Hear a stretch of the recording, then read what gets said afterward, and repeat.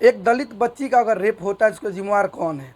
क्या सांसद भवन विधानसभा में बैठे दलित नेताओं उसका जिम्मेवार नहीं है? क्योंकि उनके बच्चे बच्चियों के साथ नहीं होता है। अक्सर बच्चे बच्चियों के साथ उन्हीं लोग के साथ हो जो मिडिल क्लास के हैं, जिनकी औकात नहीं है उस लेवल का। मुजफ्फरपुर के घटना, 14 साल की बच्ची जो दलित परिवार में जन्मी, उतना ही उसकी दोषी है, क्योंकि उसी के गांव के रहने वाले दबंग उसके दरवाजे पर 4 लोगों के साथ पहुंचते हैं और गाली गलौज उसके माँ बाप को देते हुए उस लड़की को बिस्तर से उठा लेते हैं। उठाने के बाद उस लड़की के पास ही खेत में लेकर जाते हैं और मन बेकायदे उसके साथ रेप करते हैं और उसको जान से मार देते हैं। लेकिन सवाल यहाँ नहीं है, सवाल ये है कि यहाँ वहाँ के मुख्य लोग हैं, वो लोग उसको इतने बढ़ावा दे दिए हैं कि वो ऐसा घटना पता नहीं आने वाले समय में कितना कर देगा।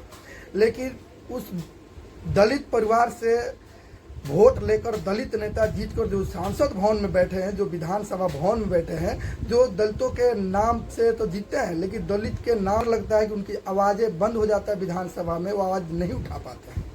वो एक नेता है एकलौता जो दलित परिवारों के लिए लड़ता है, SC ST OBC के लिए लड़ता है, वो चंद्रशेखर आज़ाद है।